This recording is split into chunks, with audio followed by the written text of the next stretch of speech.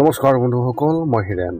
আজি আপোনালোকক এই ভিডিঅ'টোৰ জৰিয়তে এই 2025 বৰ্ষত সংখ্যাতত্ত্ব অৰ্থাৎ নিউমৰলজি অনুসৰি আপোনালোকে কেনেধৰণৰ ফলাফল লাভ কৰিব তাৰে সম্পূৰ্ণ তথ্য আগবঢ়াইছোঁ। ইয়াত আপুনি সংযোগ কৰিব লাগিব আপোনাৰ ডেট অফ বাৰ্থ অৰ্থাৎ জন্মৰ সঠিক তাৰিখ, মাহ আৰু চনটোৰ ইয়াৰ যি মূল সংখ্যা, সেই মূল সংখ্যাৰ লগত আপুনি সংযোগ কৰি আপোনাৰ এই 2025 বৰ্ষত কেনেধৰণৰ ফলাফল লাভ কৰিব তাৰে সম্পূৰ্ণ তথ্য। যদি আপোনাৰ সংখ্যা 2 সংখ্যাৰ ব্যক্তি হয়, তেন্তে আপুনি আপোনাৰ এই 2025 বৰ্ষৰ সম্পূৰ্ণ ফলাফল লাভ কৰক।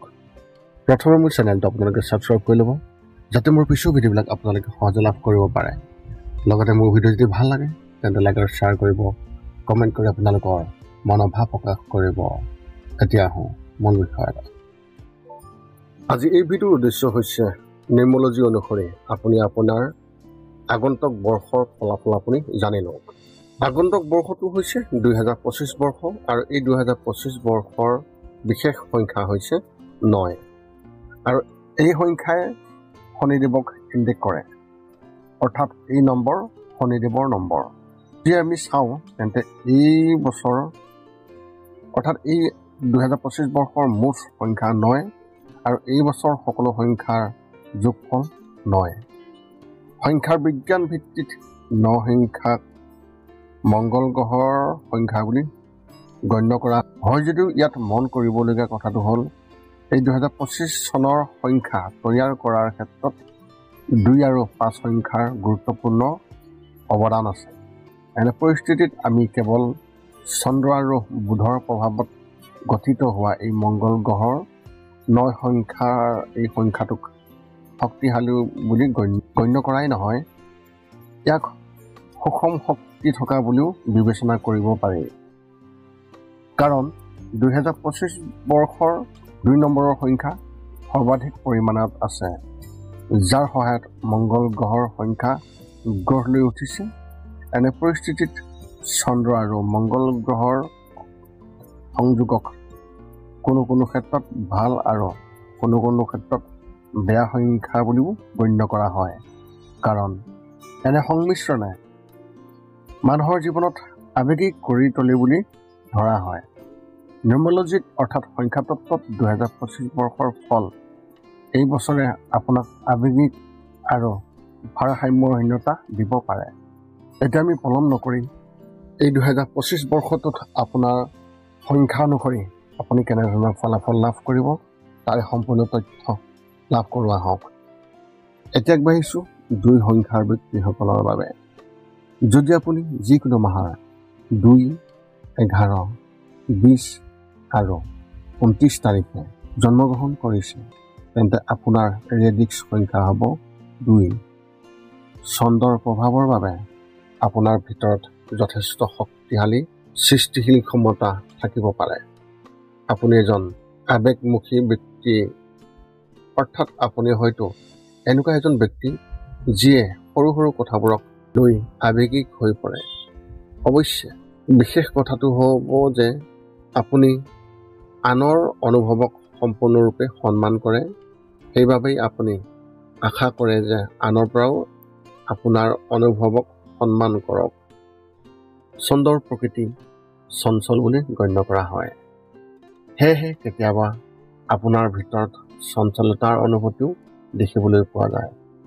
কিন্তু চন্দ্ৰ মাতৃসুলভ গ্ৰহ, সেইবাবে আপুনি আনক ভালপোৱা ব্যক্তি হ'ব পাৰে। যদি আপুনি বেছিভাগেই শান্ত হৈ থাকি ভাল পায়, কিন্তু চন্দ্ৰৰ প্ৰভাৱৰ বাবে কেতিয়াবা আপোনাৰ মনটো অস্থিৰ হৈ থাকিব পাৰে। অৱশ্যে আপোনাৰ মানসিক ক্ষমতা যথেষ্ট শক্তিশালী হ'ব লাগে। আপুনি বেছিভাগ কাম পৰিকল্পিতভাৱে কৰি ভাল পায়। নিউমৰলজি অনুসৰি এই 2025 বৰ্ষৰ মতে আপুনি আপোনাৰ সম্পৰ্কবোৰক সম্পূৰ্ণৰূপে বজাই ৰাখিবলৈ চেষ্টা কৰিব। আপুনি আনক সহায় কৰি ভাল পাব। যদি আপুনি যিকোনো কাম সম্পূৰ্ণৰূপে সন্তুষ্ট নহয়, তেন্তে সেই কাম এৰি নতুন কাম আৰম্ভ কৰে। অৱশ্যে এইটোৱেই যদি আপোনাৰ স্বভাৱ হয় তেন্তে সংশোধনী কৰিব লাগিব। কাৰণ প্ৰতিটো কামৰ আৰম্ভণিতে সফলতা লাভ কৰাটো বা সম্পূৰ্ণৰূপে সন্তুষ্ট হৈ থকাটো প্ৰয়োজনীয়তা নহয়। বহু সময়ত আৰম্ভণিতে অসুবিধাজনক কাম এটাও পিছলৈ বহু ভাল ফলাফল দিবলৈ আৰম্ভ কৰে।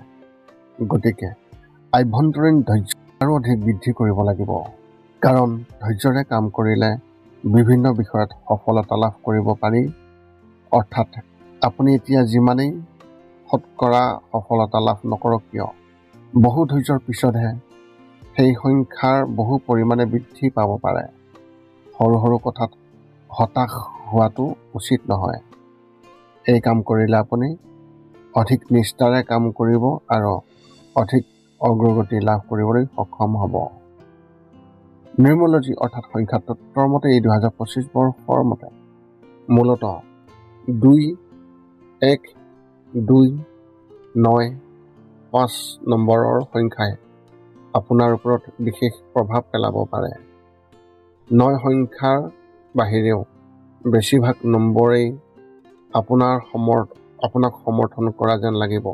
এইটো এটা ইংগিত যে এই বছৰ যদি আপুনি খং আৰু বিবাদৰ পৰা আঁতৰি থাকে তেন্তে আপোনাৰ বেছিভাগ কামেই অতি ভালদৰে সম্পূৰ্ণ কৰিব পৰা যাব। একে সময়তে খং আৰু বিবাদৰ ক্ষেত্ৰত পিতৃত্বৰ গ্ৰাফ হ্ৰাস পাব পাৰে। ভাই ভনীৰ সৈতে যাতে আপোনাৰ সম্পৰ্ক অৱনতি ঘটে তাৰ বাবে প্ৰচেষ্টা চলোৱাটো অতি গুৰুত্বপূৰ্ণ হ'ব।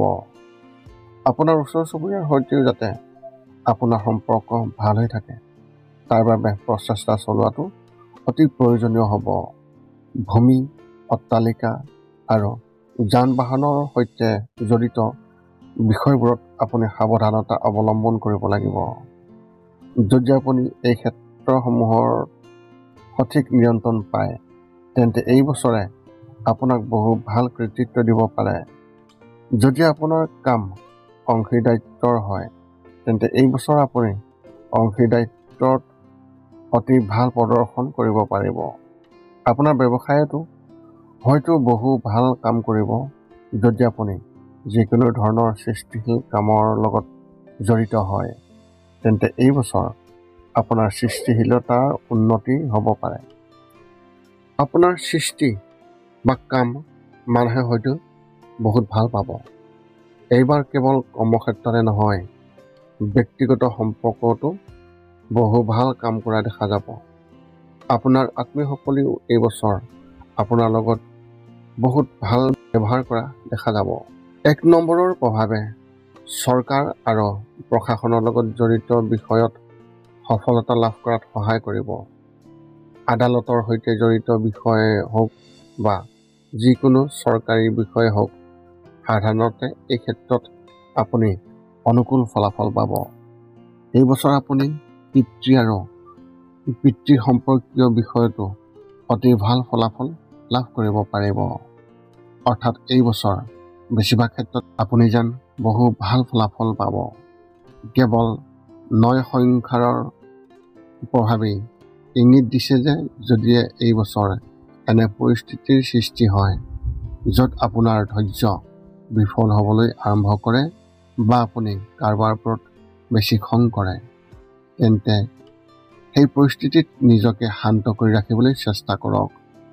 ভাই ভনী আৰু ওচৰ চুবুৰীয়াৰ সৈতে ভাল সম্পৰ্ক বজাই ৰাখক যাতে প্ৰয়োজনৰ সময়ত তেওঁলোকৰ সহায় লাভ কৰিব পাৰে। যদি আপুনি এনে কৰে তেন্তে ফলাফল উৎকৃষ্ট হ'ব পাৰে। ব্যক্তিগত জীৱন, আৰ্থিক বিষয় ইত্যাদিটো ভাল কৰিব পাৰিব। ভূমি, অট্টালিকা আৰু যান বাহনৰ লগত জড়িত বিষয়বোৰত ধৈৰ্যৰে কাম কৰিলে খুবেই ভাল ফলাফল পাবলৈ সক্ষম হ'ব পাৰিব। এতিয়া আপোনালোকক এই 2 সংখ্যাৰ ব্যক্তিসকলৰ বাবে এক বিশেষ প্ৰতিকাৰ আপোনালোকৰ আগত আগবঢ়াইছোঁ।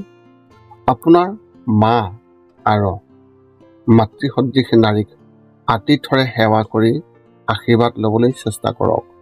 নিয়মিতভাৱে গণপতিৰ অথৰ্ব শীৰ্ষ আবৃত্তি কৰক আপুনি প্ৰতি দ্বিতীয় মাহে বা সম্ভৱ হ'লে ৰুদ্ৰাভিষেক কৰাটো অতি মংগলজনক হ'ব। আমি আশা কৰোঁ যে এই ব্যৱস্থাসমূহে আপোনাক আৰু উন্নত ফলাফল লাভ কৰাত সহায় কৰিব।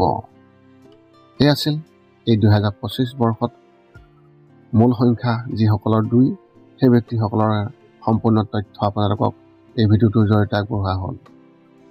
যদি আপোনাৰ মনত এতিয়াও কিবা জ্যোতিষ সম্বন্ধীয় প্ৰশ্ন আছে তেন্তে আপোনালোকে এই ভিডিঅ'ৰ তলত আপোনালোকৰ কমেণ্ট আমাক অৱগত কৰক আৰু আমি আপোনালোকৰ সকলো প্ৰশ্নৰ উত্তৰ দিবলৈ আমি সকলো সময়তে সাজু আছোঁ। পুনৰ লগ পাম এটা ভিডিঅ'ত। আজিলৈ ধন্যবাদ।